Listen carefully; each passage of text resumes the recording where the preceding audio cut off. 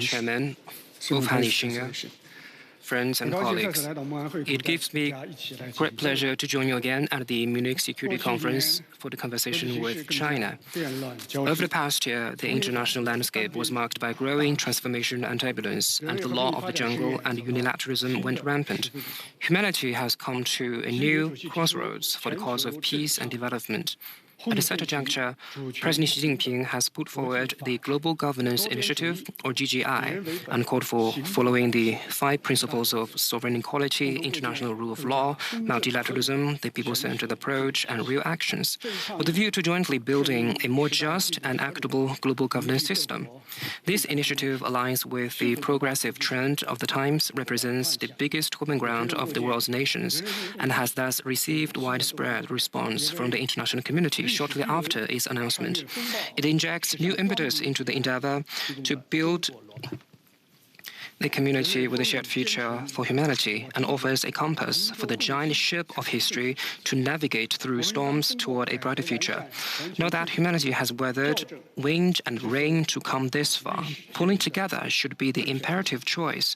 We should reform and improve global governance to set the ship of history on the right course. In reforming and improving global governance, the priority is to revitalize the UN system. The founding of the UN is an important outcome of the victory of the World Anti-Fascist War. It is a historic choice made by previous generations after painful reflection on past agonies, and it is the peace endeavor that nations have invested their greatest efforts in thus far. This edifice was jointly built by the people of the world, who have every responsibility to reinforce and renovate it and no right to destroy it or tear it down. The UN is not perfect in its current form, but it remains the most universal and authoritative international and intergovernmental organization in the world.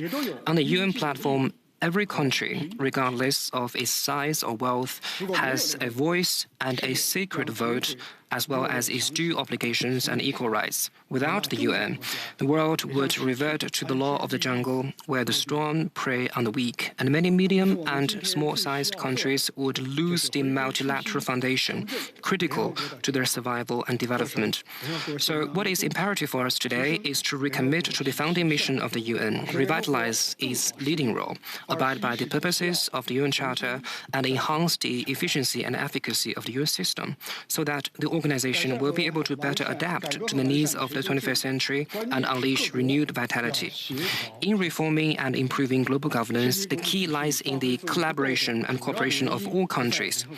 The reason why the international system is not functioning well enough lies not with the UN itself, but rather with certain countries seeking to magnify differences and disagreements, put itself above everyone else, stoke bloc confrontation, and even revive the Cold War mentality. So all these have eroded the foundation of trust, worsened the atmosphere for cooperation, and impeded the functioning of international institutions. To safeguard international collaboration and cooperation, it is important to seek common ground while shelving differences and pursue win cooperation. The world is a diverse place. It is only natural that countries differ in social systems, history, culture, interests, and demand. And it is precisely the differences that necessitate dialogue and cooperation. There is no reason why countries cannot respect each other and contribute to each other's success. Just like the way gentlemen engage with one another, there could be harmony without uniformity. A review of history shows, from the victory of the World Anti-Fascist War to overcoming the global financial crisis, from the global climate response to fighting terrorism, none of such progress would have been possible without countries coming together for sincere cooperation despite their differences. So let us bear in mind that unity brings strength, and only in unity can we find hope. In reforming and improving global governance, multilateralism should be always upheld. Power monopolization by a few countries is simply unpopular. We live in a multipolar world and need to practice true multilateralism. There needs to be greater democracy in international relations. Global affairs should be discussed by all, and the future of the world should be decided by all.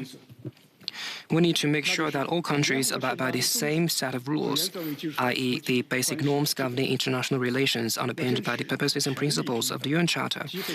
All countries should be equal in terms of rights, opportunities, and rules, and all countries, in particular small and medium-sized ones, should be able to find their places and play their roles in international relations. To practice multilateralism, major countries in particular should lead by example. They should take the lead in advancing cooperation instead of conflict or confrontation. They should take the lead in observing rules instead of applying double standards. They should take the lead in promoting equality instead of imposing their will onto others. They should take the lead in encouraging openness instead of resorting to self-serving unilateralism. The Global South is rising collectively. The global governance system should also stay up to date to give more prominence to their voices and representation. Time will prove that the more democratic international relations are, the more peaceful the world is, the stronger multilateralism gets, the more effective global governance becomes. In reforming and improving global governance, the pressing task is to stop conflict and promote peace. While looking into the future, we should not forget the present. Without peace, global governance will be out of the question. As we speak, there are still more than 60 conflicts dragging on unabated across the world, bringing traumatic suffering to the affected populations. The vision of common, comprehensive, cooperative, and sustainable security proposed by President Xi Jinping has pointed the way for resolving the issues. We should promote talks for peace and oppose attempts to escalate the situation. We should resolve differences through mediation and overcome conflicts through dialogue.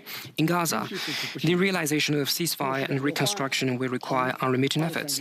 To implement the two-state solution and restore justice to the Palestinian people is the unshakable responsibility of the international community. The situation in Iran has a direct impact on peace in the Middle East. Relevant parties should act with prudence and avoid creating new conflicts. On the Ukraine crisis, the door to dialogue is finally open. All parties concerned should seize the opportunity to reach a comprehensive, durable, and binding peace agreement, remove the root causes of the conflict, and bring about lasting peace and stability in Europe. On Venezuela, the red line of international rule of law must not be crossed, and the principle of state sovereignty must be upheld. Friends, this year, China kicks off the implementation of its 15th Five-Year Plan for economic and social development. All our endeavors are aimed to secure a better life for the Chinese people. We aspire for a stable external environment for our development, and we also hope to make the world a better place through our development. China will be a staunch force for peace, we will commit to the path of peaceful development, and we encourage all countries to do the same. China will be a reliable force for stability. We will uphold international fairness and justice and explore a distinctly Chinese approach to resolving hotspot issues. China will be a progressive force in history. We will resolutely defend the outcomes of the progress of human civilization, advance the implementation of the 4 major global initiatives, and promote the building of a community with a shared future for humanity. Both China and Europe have time-honored civilizations and stand as indispensable poles in this multipolar world. The choices we make now are crucial to the future of the world. In the journey toward world multipolarity and economic globalization, China and Europe are partners, not rivals. As long as we keep that in mind, we will be able to make the right choices in the face of challenges. We will be able to prevent the world from slipping into division and keep moving human civilization forward. Let us work together to recalibrate the course of history and create a better world. Thank you.